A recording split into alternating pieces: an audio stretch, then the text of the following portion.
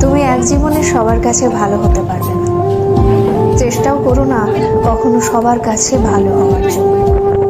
কারণ সবার কাছে ভালো হতেই হবে এমন মাথার দিব্যি কেউ তোমায় দেয়নি। আর তুমি বেঁচে আছো তোমার নিজস্বতায়। সেখানে তোমায় কে ভাবলো, কে খারাপ ভাবলো, তাতে কিচ্ছু এসে যায় না। দিন শেষে নিজের জন্য নিজেকেই থাকতে হয়, অন্য কেউ তোমার জন্য থাকে না, থাকেনি কখনো, আর থাকবেও না। কারোর কাছে তুমি ভালো, ভীষণ ভালো, আবার সেই তুমি কারোর কাছে খুব খারাপ, জঘন্য একজন মানুষ। সেটা কেমন করে হয়? প্রশ্নটা মনের মধ্যে আসতেই পারে। আসলে আমাদের কে ভালো ভাবছে আর কে খারাপ ভাবছে সেটা বিপরীতে থাকা মানুষটার মানসিকতার উপরই নির্ভর করে।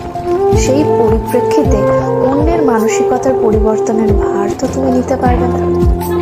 তাই তোমায় কে কি ভাবলো